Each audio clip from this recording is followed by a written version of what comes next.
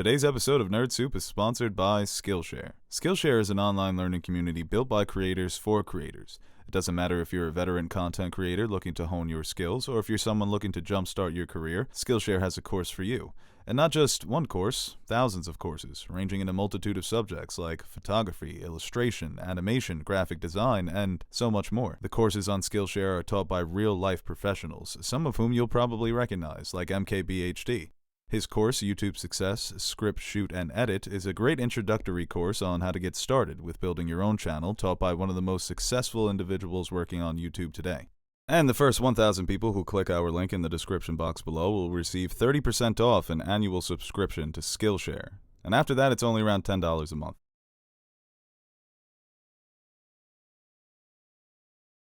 Hello everybody and welcome back to another episode of Nerd Soup. I am Aaron the Nerd Soup Monkey, along here today with Beau Oliver, and today we'll be discussing The House of the Dragon, the first Game of Thrones prequel set to come out in 2022 on HBO. This is nice. I like this. I'm excited. Yeah, back with my bud talking some Thrones. I missed this. Talking dragons this time. And thrones. Dragons and thrones, baby. Siri, play Imagine Dragons. No, we'll get copyrighted. Well, HBO recently released 3 new set photos from the show featuring Matt Smith as Daemon Targaryen, Emma Darcy as Princess Rhaenyra Targaryen, Olivia Cooke as Alicent Hightower, Rhys Ifans as Otto Hightower, and Steve Toussaint. Does it go by Steven? I don't know. As Corlys Velaryon. And also they've named some other cast members as well, but we'll discuss the photos first, and then we can go into the other cast members as well. And obviously this is a story that has been told in some of George's other novels, so we're going to go up to the point of the Dance of Dragons as to not spoil anything that's going to go on in the show. But still watch, be cautious when you watch, but we're going to go a little backstory on some of these characters and kind of what to expect as the show progresses. An introduction of sorts. An introduction to the House of the Dragon. Title of the video. They just come to me. That's very clever. I like how you took the name of it and kind of like what we're going to talk about and put it together. I'm basically Steph Curry when it comes to naming YouTube videos. Outside looking in, how does he do it? Muscle memory, natural God-given ability, and relentless work. Just start the video.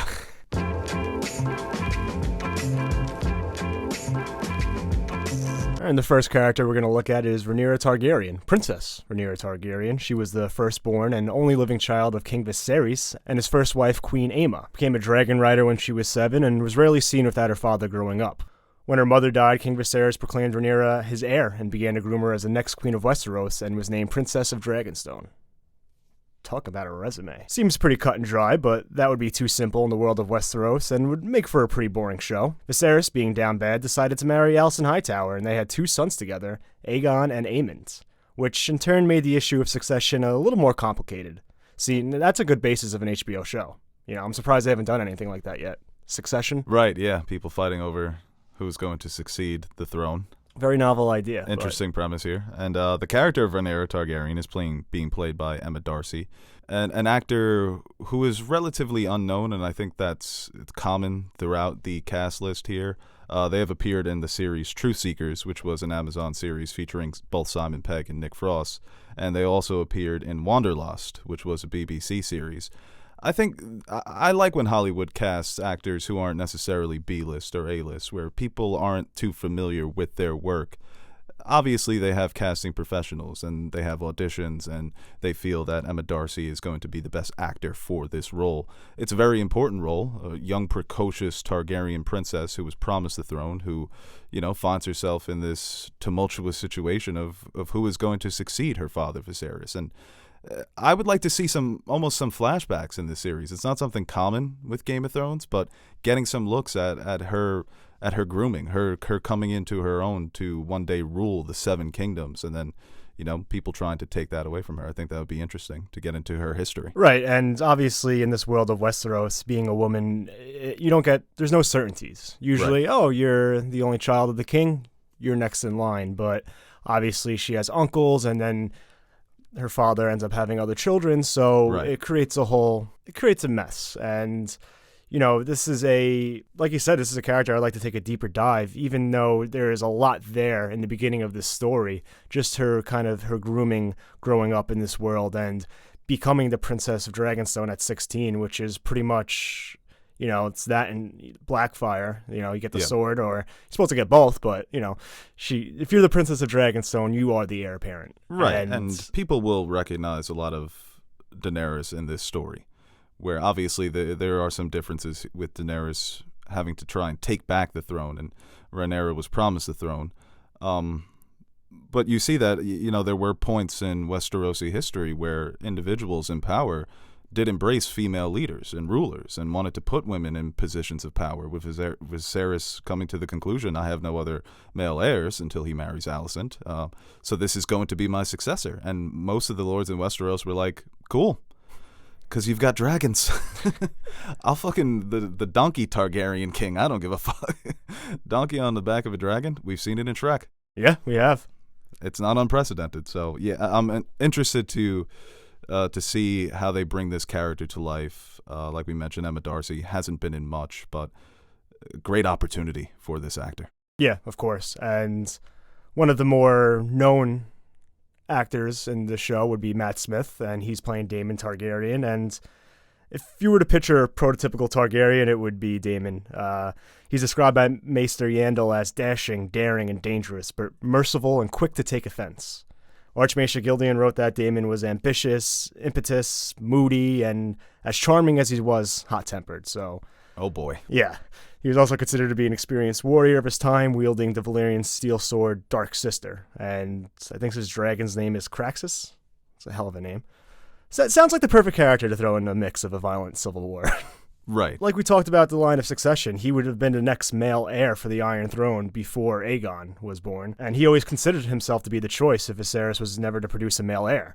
But he and his brother were often at odds, which made Viserys' choice to name Rhaenyra much easier. But also, like most Targaryens behind the scenes, Rhaenyra was infatuated with her uncle, and rumors began to swirl about a relationship between the two, and especially one that Daemon took her maidenhood. Good old-fashioned Targaryen incest at play here. But the two would actually later get married, and this would set Daemon firmly on the side of his niece and wife. You know the old saying, if you can't be king, just marry your niece. That's going to be queen, right?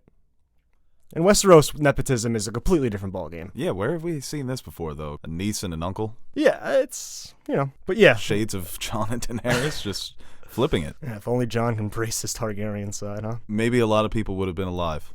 Yeah. But yeah, at the start of the Dance of the Dragons, these two are together, and, like we said, Daemon he's your prototypical Targaryen. Right. And, what they say, flip a coin, he's probably... I would say he's both sides of the coins at times. It's Inception. Yeah. The coin is just kind of balancing. We don't know which way it's going to flip. And Matt Smith, probably one of the more veteran actors of this cast. Yeah, I mean, people will recognize Matt Smith as the 11th incarnation of the Doctor in Doctor Who, more recently appearing as Prince Philip in The Crown. But Matt Smith he's a recognizable face because you can't ever forget that face. He's got the Hollywood star face, like a Cillian Murphy almost. And like you said, you put him in the silver wig, he fits right into the world. He's got the acting chops. We're all familiar with him. And like you said, the character is a very colorful character, and the dynamic here is an interesting one. It's a messed up one. You have shades of Jaime and Cersei. You also have shades of Jon and Daenerys because of the incest.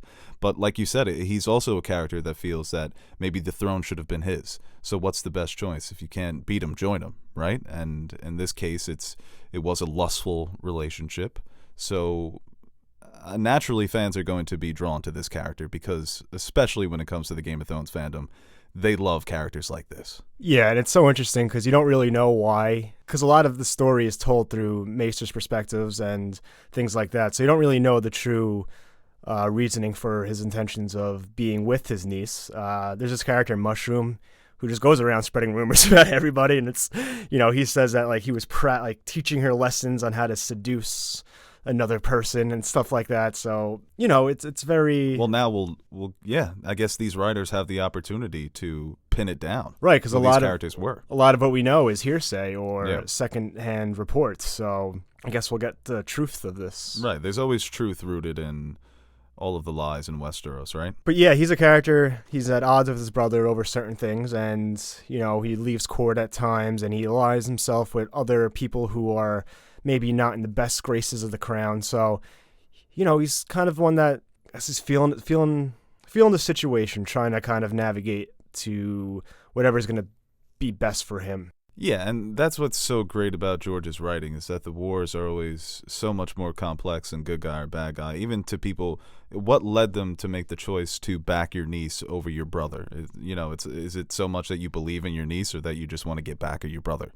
And these are the things that we are going to be, these threads that will be explored throughout the series that are going to be very interesting. Yeah, it's an old Targaryen adage. If your brother pisses you off, fuck his daughter. Probably. Yeah, they've got a lot of fucked up adages. Maybe John was right to end it. Just end this right here. Just stab myself too. I mean, when it comes to potential to be like the best character of this series, I think Alicent Hightower is at the top of my list. She's like LeBron to Cersei's Jordan. Right. know? Yeah, definitely. I guess technically she came before Cersei, but you know what I mean. Right. She's Oscar Robertson. Yeah, but her father was named hand to King Viserys, and she became like a mainstay at court. Uh-oh. And following the death of Viserys' wife, he married Alicent and had 2 sons with him. You see what's happening here? Yeah, we're sowing the seeds. Being like the great mother that she is, she began like to push for her son Aemon to be the next heir. Probably because like she just wanted the best for him. Yeah, believe in your kids. I think like any other mother would have done the same. I don't think it was for like power or ambition, or anything like that. I don't think so. I think she was just trying to do the right thing. Well, we've seen that throughout Game of Thrones. I mean, Cersei, the way she raised Joffrey. Yeah. And her father, Otto, he began to push the matter of succession on Viserys, and to the point where he was just stripped of the title of hand. He's like, oh, wow. Yeah. Viserys just got pissed. Stop bringing this up. It's like, please, I just want to like not worry about anything. Right. Because Viserys is a very, like, you never want a conflict, so he's kind of just sitting there while everything's going on around him. But, like, he and a couple other lords, like, they call it the Queen's Party, which sought to put Aegon on the throne, Alicent's firstborn son. And they had, like, a tourney, like, 5 years, celebrate, like, a 5-year anniversary between Viserys and Alicent, and the Queen wore a green gown, while Rhaenyra wore a black and red gown. Thus, all the creative people around were like, we'll call them the Greens and then the Blacks. Right. So Alicent represented the Greens. Yes. As did Aegon II. I think that makes things simpler, like when you watch sports. Yeah. It's like, oh, I'll just root for the green team. They actually had that mix-up recently in the NBA season. Oh, wow. And when Rhaenyra was looking for a suitable husband, Alicent was like, hey, what about my oldest son, Aegon? I think that would make sense. Save a lot of bloodshed, maybe prevent a civil war, to which Viserys was just like, nah. Wow. Yeah, so. A lot of bad decisions here. Yeah, this caused even more animosity between the Greens and the Blacks, and tension started to rise, setting stage for a good old-fashioned civil war. Right, and Olivia Cooke is an actress who's definitely on the rise. I think her biggest role so far, most fans will recognize her as Artemis from Ready Player One, the blockbuster directed by Steven Spielberg. Also, fans of the series Bates Motel will recognize her from her role as Emma Ducote. She also has experience leading shows as well. She was the lead in the miniseries Vanity Fair. And of course, she's got experience all over the big screen. This year she received critical acclaim for her supporting role in Sound of Metal opposite of Riz Ahmed. And I've often talked her up on the podcast for her role in Thoroughbreds and obviously some of the performances that I've listed here. It's an actress that I think was perfectly cast for this character because, like you said, she could be the breakout character because she's so colorful, she's so conniving, scheming. She's got shades of Marjorie Tyrell, shades of Cersei. Maybe she'll eclipse those characters as one of the great schemers, get into the air of a Littlefinger or a Tyrion almost.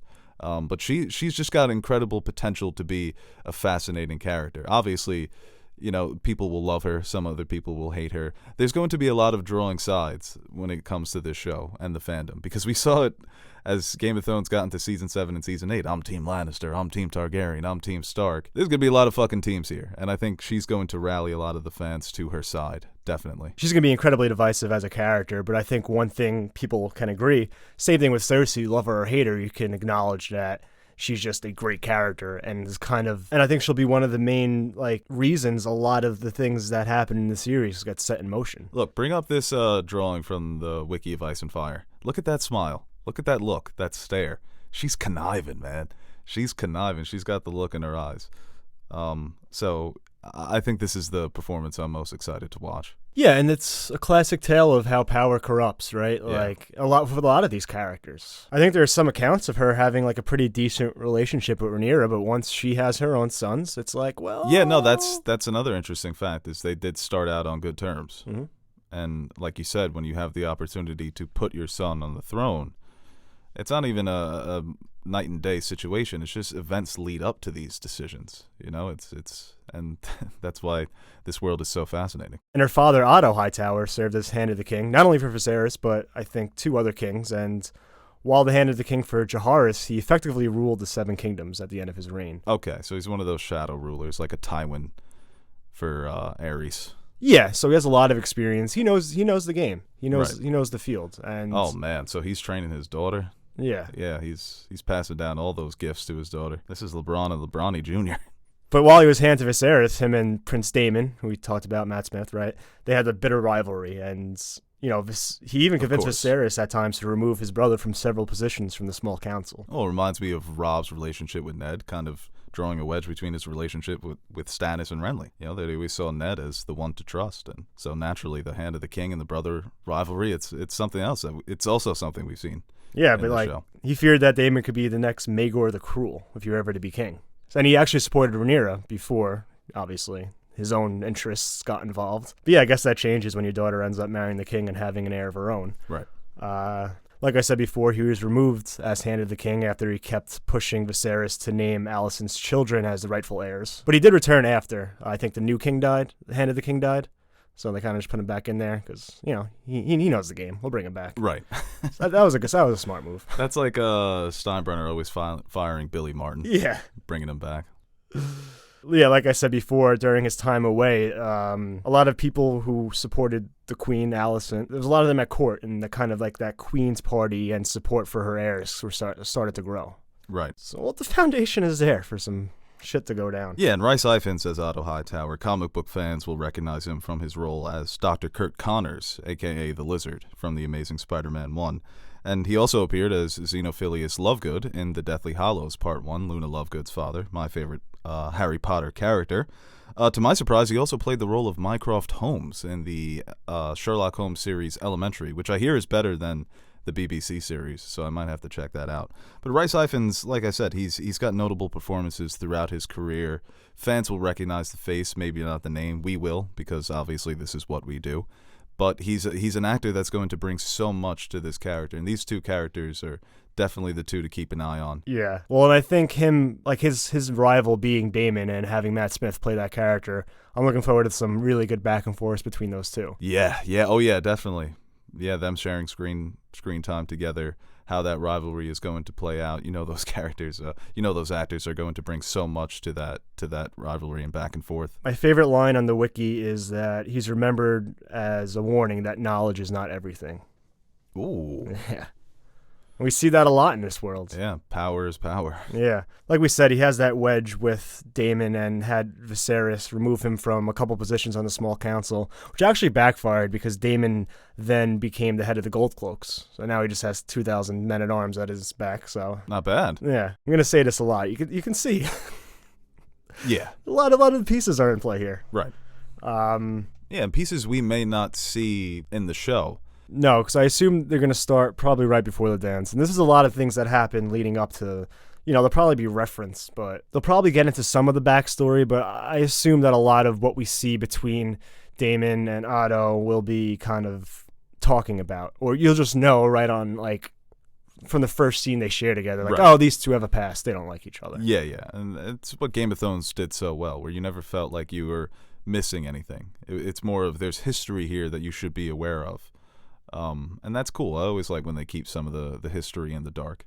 You could just see it through the present day actions of these characters. I think Corlys Velaryon, the next character we have a set photo for, he's another one that there's a long history between him and the Targaryens that is just ripe for good old-fashioned civil war. Yeah. Also known as the Sea Snake, he's the Lord of the Tides, Master of Driftmark, and the head of House Velaryon. It's a nice little Daenerys type titles going. Yeah, he's got some titles. I like Sea Snake.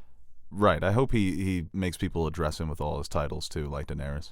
Because you know how those silver-haired egomaniacs get. Yeah. And House Velaryon is sworn to House Targaryen, and they're also of Valyrian descent. Corlys is actually considered to be richer than the Lannisters or the Hightowers because of his voyages across the world of ice and fire. So he's just getting some treasure. He's just got treasure. I really hope there's like our first introduction to this character is him just doing sea shit, just navigating the seas, stealing treasure.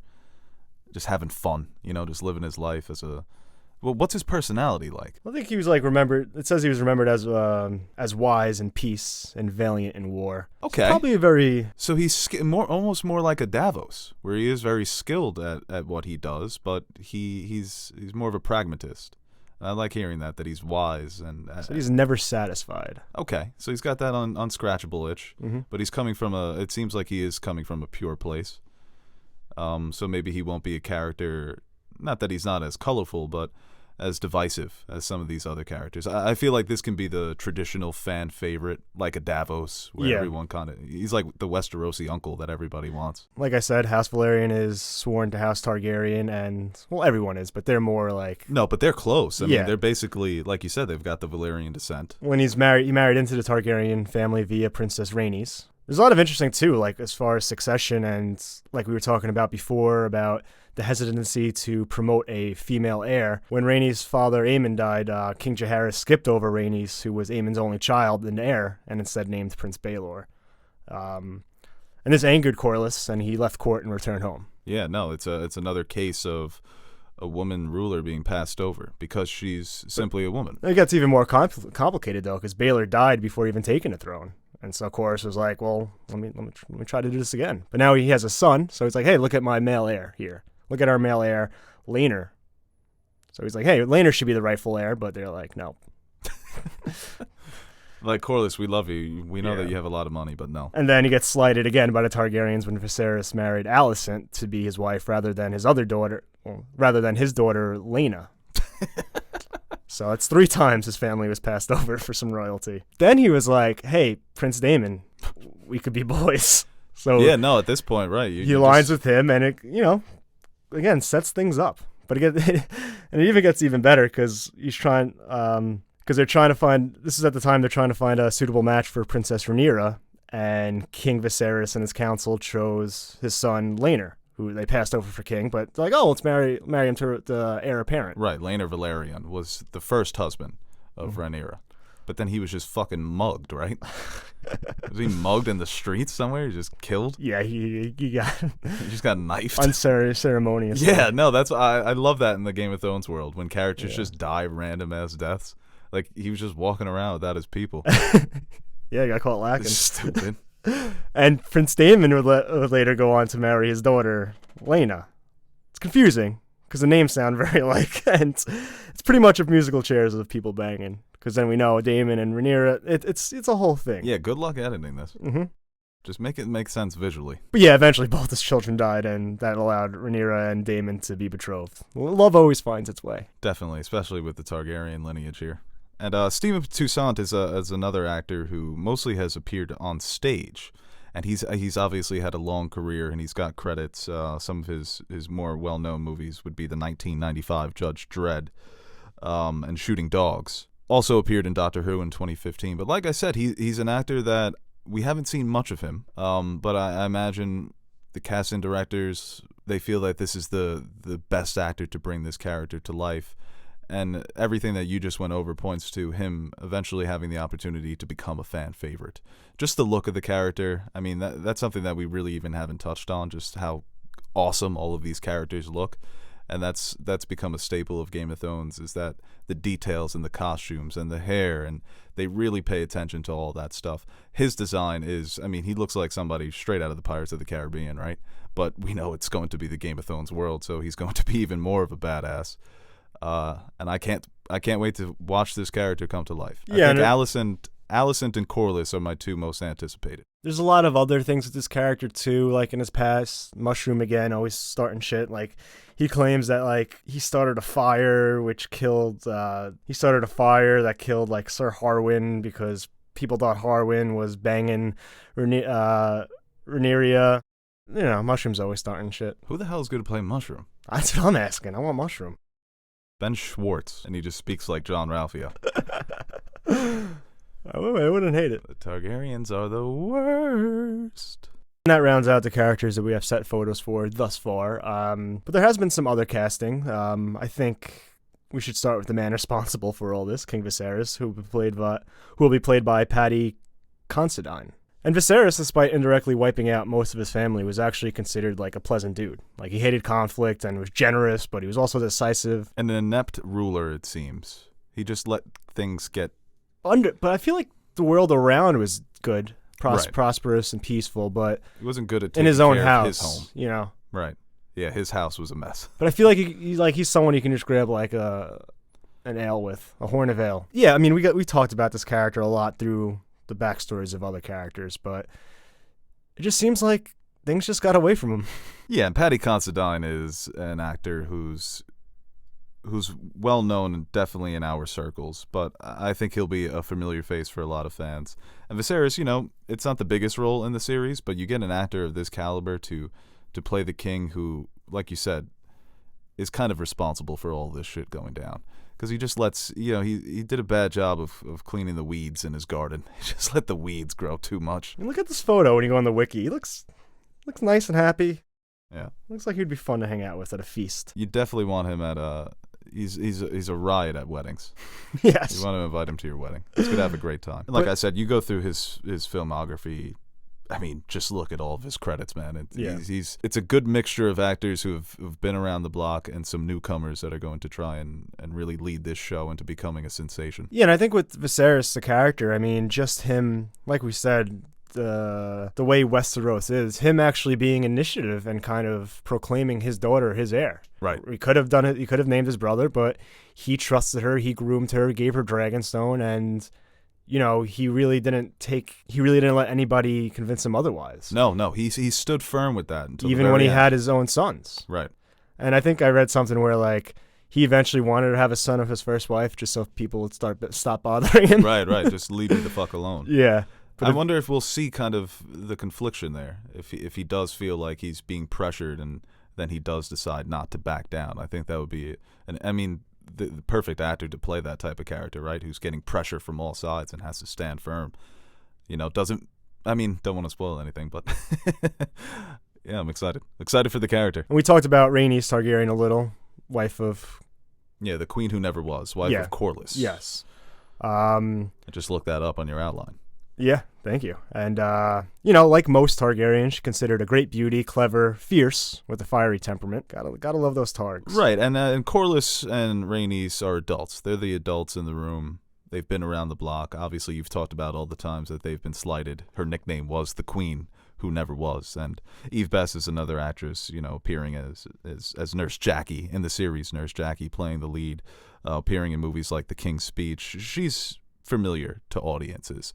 So another solid casting for a character who's, like you said, typical Targaryen.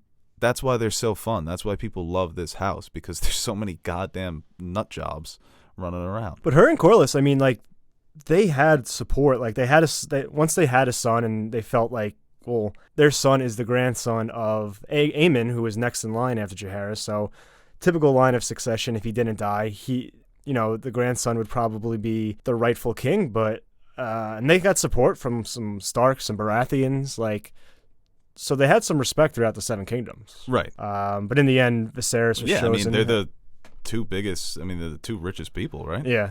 But in the end, Viserys was chosen. They had a great council meeting, and they're like, nope. That's the biggest thing, I think, from this series, is everyone just they're basically getting told no so many times. They're the Ross Perot of Westeros. No matter how many times you run, Ross, we're not going to make you president. You already have billions of dollars. But this the design of this character is cool. I think the description of this character is very intriguing. She wears the steel and copper armor that shines in the sun. So I love it. Clever, capable, spirited, proud, fierce, and fearless woman. Not very subtle. Fiery temperament. I like that description. Yeah, it's so funny thinking Jon Snow's a Targaryen. Yeah. He's none of those things. No, he is a lot of those things, but fiery temperament is not one. Like with a lot of these characters, a lot of the biggest events and personality comes through the Dance of Dragons, which we're not going to get into because that's the show. Right. And one of those characters we don't really know too much about is Mysaria. We know that she is a dancer from Rhys and became Prince Daemon's paramour and the unofficial Master of Whispers. which I find that badass. Yeah, the unofficial Master of Whispers. It's already a shady job to begin with. Yeah. Now you're not even official. No. We can't let people know that you are the Master of Whispers. And it's always it's funny. It's like Varys. Obviously, Varys coming over from Essos. Everyone calls him Lord Varys, even though he doesn't have a family name or a surname. Mm. The power resides where men believe it resides, that in this world you can make something of yourself. But that is so much more badass. It's always, when we talk about de facto presidents, the puppet masters behind the true rulers.